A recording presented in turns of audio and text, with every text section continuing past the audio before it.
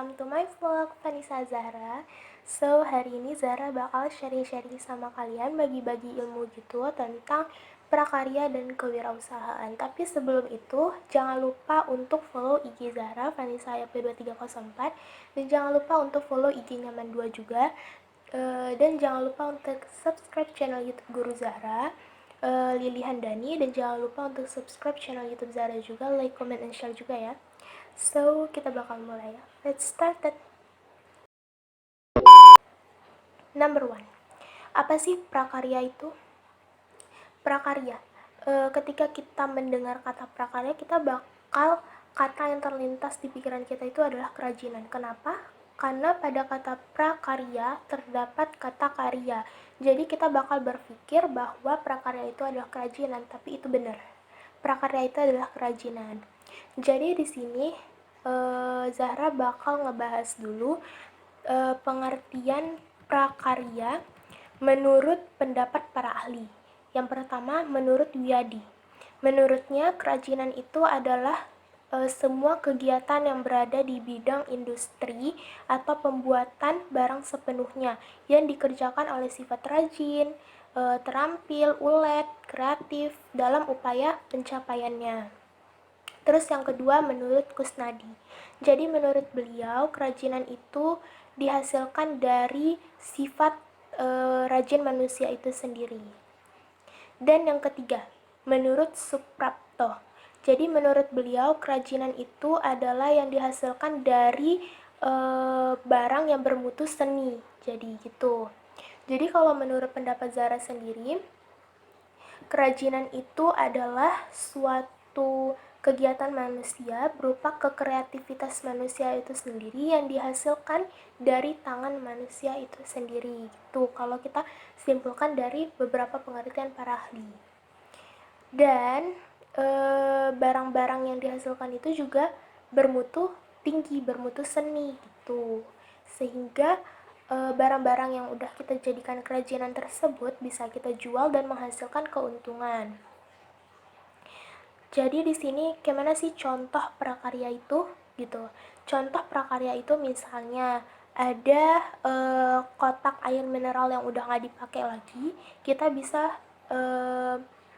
membuat suatu kerajinan dari barang tersebut, misalnya kayak buat laci, terus juga bisa buat kotak pensil, tempat pensil gitu kan, bisa kita buat dari kotak air mineral.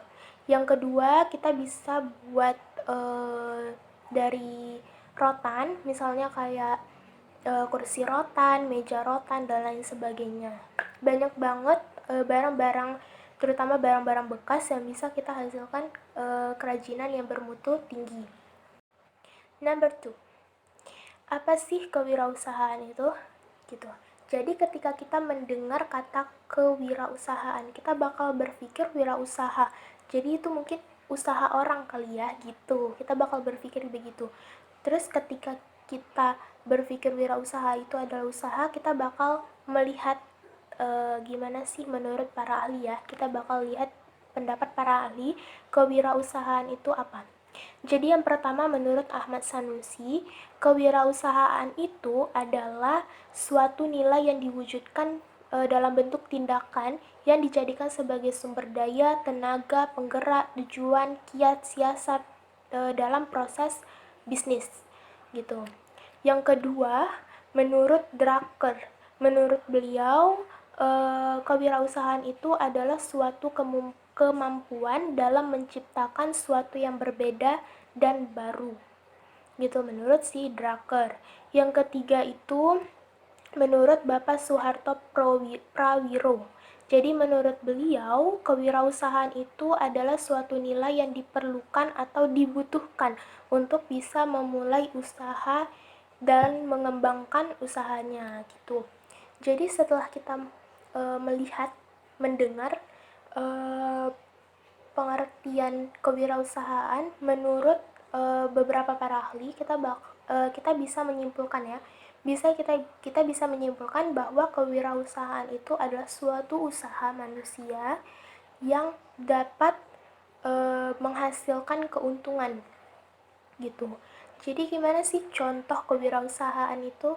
Contoh kewirausahaan itu misalnya usaha dagang, usaha menjual makanan, usaha menjual minuman, dan masih banyak lagi. Jadi kita bakal berpikir bahwa berarti prakarya sama kewirausahaan itu sama dong, saling berhubungan dong gitu kan, kita bakal berpikir seperti itu. Selanjutnya kita bakal ngebahas tentang hubungan antara prakarya dan kewirausahaan. Number 3 yaitu keterkaitan antara prakarya dan kewirausahaan. Jadi prakarya sama kewirausahaan ini sama-sama saling membutuhkan. Jadi mereka ini sama-sama dekat gitu. Jadi misalnya kita bakal kasih contoh prakarya.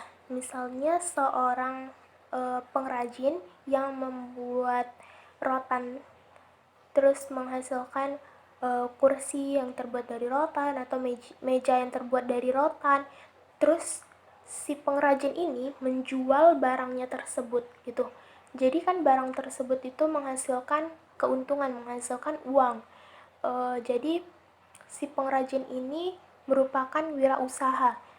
Jadi contoh ini itu termasuk dalam hubungan prakarya dan kewirausahaan. Jadi si prakarya ini dia menghasilkan membuat dulu kerajinan itu, terus menuju kewirausahaan itu si wirausaha ini bakal ngejual. Wirausaha inilah yang menjual barang dari barang yang udah dibuat gitu, kerajinan yang sudah dibuat gitu. Jadi mereka prakarya sama kewirausahaan ini saling membutuhkan satu sama lain. Oke, terus juga prakarya sama kewirausahaan ini merupakan pengembangan pengetahuan dalam melatih keterampilan kecakapan hidup yang berbasis seni, teknologi maupun ekonomi.